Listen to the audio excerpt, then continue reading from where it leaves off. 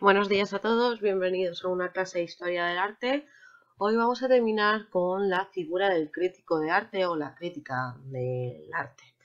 Estábamos hablando en el anterior vídeo de la época de las guerras, ¿no? De cómo surgió durante la Segunda Guerra Mundial, ¿no? Con el nazismo, pues también una serie de críticos que defendían que las vanguardias, ¿no? Las primeras vanguardias que estaban surgiendo, pues eran una parte de arte degenerado. En la década de 1950 había ya bastantes galerías, ¿no? De hecho, es a través de ellas, con el arte del siglo XX, es como empezó a tener éxito. También junto a esas galerías hubo muchísimas críticas, ¿no? Siguiendo pues algunos el debate, ¿no? De seguir por lo clásico y otros por pues seguir con ese trabajo de la vanguardia y del modernismo. Algunos de los artistas se vincularon incluso a la formación literaria, como por ejemplo Robert Motherwell o Barnett Newman, que al final esos artistas vinculados a una revista, pues también ¿no? Funcionaron al final como una especie de crítico de arte. Ya dijimos, ¿no? En el anterior vídeo que con la Segunda Guerra Mundial, sobre todo, la meca del arte se iba a ser, y sobre todo de la vanguardia, iba a ser Nueva York. Se enlaza ese eje, ¿no? Parisino, londinense, cambia a Estados Unidos, sobre todo en la década de los 30-40, y la mayoría de los artistas se van también, ¿no? Cruzan el charco para convertirse en hombres conocidos, ¿no? Como hoy. Eso sí, tendrían sus propios críticos. De hecho, uno de esos críticos, ¿no? de la década de los 40 va a ser Clement Greenberg, que es sobre todo que va a apoyar la obra de Jackson Pollock, ¿no? De esa abstracción, de ese movimiento del abstracto. Muchos de ellos, de esos no artistas con una función de crítico, intentaron elevar, ¿no? y elogiar a sus protegidos, entre comillas, a esos artistas que seguían, para conseguir, ¿no? también un objetivo promocional, esos artistas, y tener un público al que vender sus obras. Por eso muchos de los artículos se van a publicar en grandes periódicos como el de New York Times, o Life o Art News incluso. Clement Greenberg, de hecho, se le considera, ¿no? Un gran crítico de arte. Sobre todo intenta defiende, ¿no? la obra de Pollock a través de la mejor pintura de su época, la culminación de la tradición artística que empezó con el cubismo o incluso, ¿no? con Cézanne y Monet, a algo más puro, ¿no? y esencial, que es la abstracción. Pero claro, no todos estuvieron, ¿no? de acuerdo con la opinión de Clement Greenberg. Otro de los, quizás de los críticos más expresivos, sobre todo en ese expresionismo abstracto que estábamos hablando, sería el crítico John Canaday, que además realizaba muchísimos artículos en The New York Times. De hecho, él sobre todo tenía gran apoyo a Mary Shapiro o Leo Steinberg, en el cual no pues también esos historiadores del arte apoyaron este expresionismo abstracto. Del expresionismo sobre todo de los más jóvenes, ¿no? de Michael Fried o Rosalind Krauss o Robert Hughes, ¿no? que intentaron expresar la dialéctica crítica en torno a este movimiento que estaba surgiendo. De hecho, en un primer momento, sí que es verdad que se la ha tildado a Carey de conservador, sobre todo con la exposición que hubo en 1972 de una obra, una escultura de Carl André llamada Equivalente número 8 en el Tate, Londres, en el cual publicó en el Daily Mirror pues un montón, como que se le consideraba como un montón de basura, ¿no? Ridiculizándola. Entonces, al final, John Kennedy batalló también, ¿no? con esa idea a través del sarcasmo y del desdén, pues que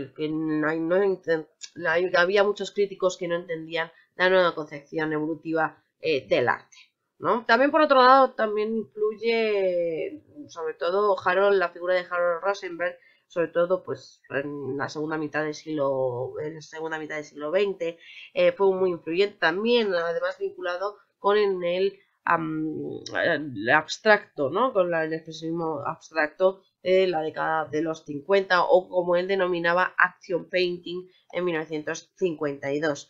De hecho, Rosenberg, a diferencia de Greenberg, ¿no?, que hemos visto antes, no enfocaba la crítica desde un punto formalista, como que se lo hacía el primero, y por eso le llamaban también conservador, sino que él, Harold Rosenberg, lo veía como un valor social y político de la obra de arte. De hecho, apoya a muchos artistas como Willem de Kooning o Franz Klein, ¿no?, artistas de este tipo de estilo artístico.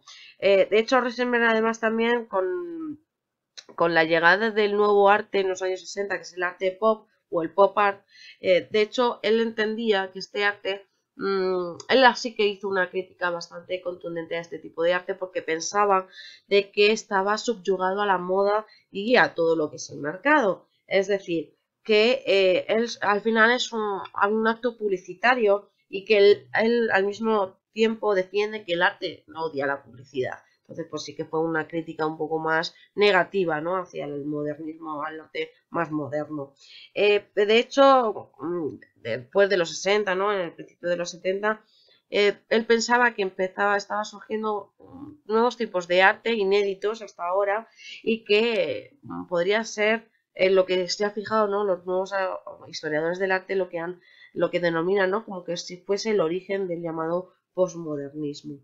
En los últimos años también otra figura importante dentro de la figura del crítico de arte estaría Lucy Lippard, en la cual ella no se considera crítica de arte, aunque ni siquiera historiadora del arte, pero en la serie de artículos que empieza a publicar en Art Forum, en Art International o en Art in America, hacen que finalmente se la considere como una de las críticas de arte, y además una crítica bastante también no firme respecto a sus opiniones, en la cual pues desde el arte pop al arte minimalista, al land art, incluso comenzó a realizar estudios sobre el llamado arte feminista, ¿no? Pues han dado muchos de sus artículos pues voz a muchas obras de arte, o incluso también su papel como comisaria de exposiciones, ¿no? Esa vinculación que dijimos que también en el siglo XIX pues estaba unido a la figura del crítico de arte. Para ella el arte, sobre todo el arte conceptual, es un producto, ¿no?, condicionado por las tensiones sociales e ideológicas, y de hecho su crítica se apoya muchas veces con elementos biográficos, de historia o políticos, ¿no?, para poder entenderlo. De hecho, se le considera una de las críticas más politizadas, ¿no?, del momento. También para ella defiende que el arte conceptual es un trabajo, ¿no?, donde la idea es lo primordial, y ya lo demás, ¿no?, la forma material, es lo secundario. Hoy en día, de hecho, se tiene en cuenta, ¿no?, muchos de los autores tienen en cuenta que lo que es más es mejor, y hay a veces que los propios no críticos pues piensan que no es así. Por ejemplo, la figura de Robert Hughes. Robert Hughes es quizás uno de los más populares del arte del siglo XX, ¿no?, como crítico, aunque a pesar también se le ha considerado como conservador, sobre todo porque repudia a gran parte de los artistas contemporáneos, sobre todo a partir de los años 70-80. De hecho, para Hughes, ¿no?, a él le gusta el arte y que tenga una presencia física, pero que no le sea postestructuralista, que no tenga ningún guiño académico. O sea que tiene que ser siempre visionario, místico. De hecho, él defiende que parte del descrédito que tiene el arte contemporáneo es con Andy Warhol, ¿no?, en el cual él, por ejemplo, defiende de que es una persona normal que alaba a la banalidad, y no que, a diferencia de grandes artistas, que son personas normales que hacen cosas extraordinarias. O como por ejemplo, por último, Peter Senhal, en el cual él sobre todo va a tener importancia en la época de los años 80, donde escribe, ¿no?, también en el de New Yorker, pues otra retrospectiva de Warhol también, ¿no?, sobre la fama de Warhol, en el cual, pues en una exposición que se realizó en 2002 en el Tate Modern de Londres, sobre, ¿no?, las obras de Warhol, Schendal señalaba que a pesar de que Warhol había muerto, después de su muerte estaba siendo contemporáneo, a diferencia de que seguro que otras obras, como por ejemplo las de Matisse, podríamos decir que si seguían siendo contemporáneas o ya lo tenemos encuadrado en un estilo concreto.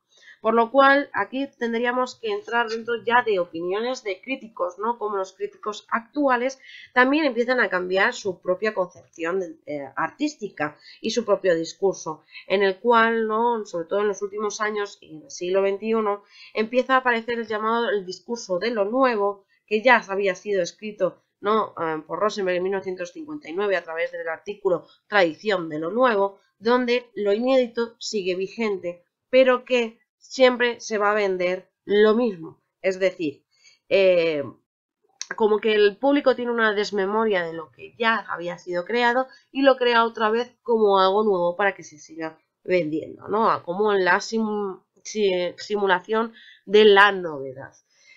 Claro, también muchos críticos, muchos de ellos siguen defendiendo la parte más clásica. Seguimos con ese debate actual del arte clásico respecto al arte moderno, por lo que al final el crítico de arte, salvo por la multitud de artículos, de libros enfocados a ello y también, ¿no?, de una profesión de estudio durante muchos años y en constante, ¿no?, también constante debate, pues hace que la figura del crítico todavía siga estando vigente, pero no quizás de la misma manera de cómo surgió, ¿no?, de sus orígenes en el siglo, en ese finales del siglo XVIII, principios del siglo XIX.